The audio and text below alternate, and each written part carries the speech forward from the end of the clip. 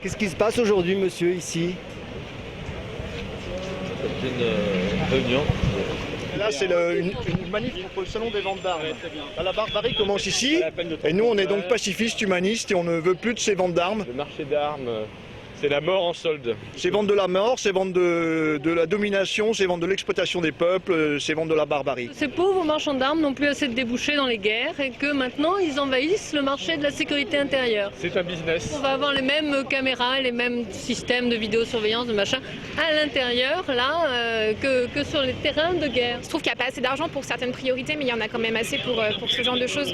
Donc voilà, moi je dis il faut que la France investisse 50 milliards dans l'armée, dans la défense, c'est très bien. C'est assez triste que la France donne ce spectacle-là. Si on s'est réunis d'abord au Palais Royal pour militer contre le dîner des marchands d'armes, c'est parce que la DEPC, qui doit être une direction de la préfecture, a donné cette mauvaise adresse. On s'est fait rouler dans la farine par qui? Par la préfecture. Donc par qui? Par Hollande. Merci monsieur Hollande. Les fascistes de gauche ont remplacé les fascistes de Sarkozy. Si le gouvernement était un peu plus vert, les Verts seraient un peu plus libres de faire un peu mieux. Europe Écologie, Parti Socialiste, là, voilà, c'est le nouveau gouvernement de barbares. On verra s'il y a une réelle différence entre la gauche et la droite. Mitterrand, c'était le renoncement, et donc là, Hollande, c'est pareil. Sans être au vert, je suis plutôt verte. Voilà, comme ces messieurs sont bleus, mais eux, ils sont au bleu. Voilà. Ouais, c'est peut-être pas nécessaire de créer un trouble entre vous, non? Je ne sais pas si vous avez bien filmé, mais Non. donc l'évacuation des clowns par d'autres clowns, des clowns bleus. Ah oui, d'accord. C'était assez sympathique. Et quelques des autres aussi qui se sont fait embarquer. Il y en a qui ont réussi à rentrer et qui se sont fait À part embarquer. que les premiers ont vachement d'humour et le second pas du tout, non, c'est un peu Ouais, ça. il y en a qui ont plus d'humour que d'autres, c'est sûr. Soit de quitter les lieux, soit d'aller vous positionner. Présentez-moi votre carte de presse. Présentez-moi votre carte de presse. Merci, je vous rends votre carte de presse. D'accord. Donc, forcément, puisque apparemment vous connaissez très bien la loi, bon, ça ne me gêne pas du tout que vous vous baladiez, que vous fassiez ce que vous avez à faire. Simplement, vous n'avez pas d'accréditation pour venir sur site. Quelles que soient vos idées personnelles, les vôtres, les leurs, les miennes, c'est comme ça. Vous faites votre travail, ça ne me pose aucun souci. Vous respectez le nôtre. Est-ce qu'on est bien d'accord? Si vous restez là, monsieur, vous allez y rester. Je ne vais pas venir vous embêter. Simplement, vous respectez le travail des autres. Voilà, monsieur. Elle est où votre limite? Bonne fin d'après-midi. Elle est où votre limite alors?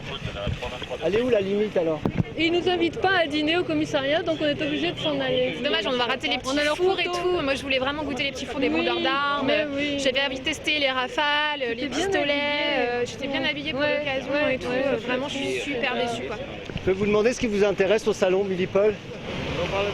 Il y a quelques temps, il y avait eu une belle manif au Louvre où les militaires bien galonnés arrivaient juste à côté, se faisaient copieusement insulter par les manifestants.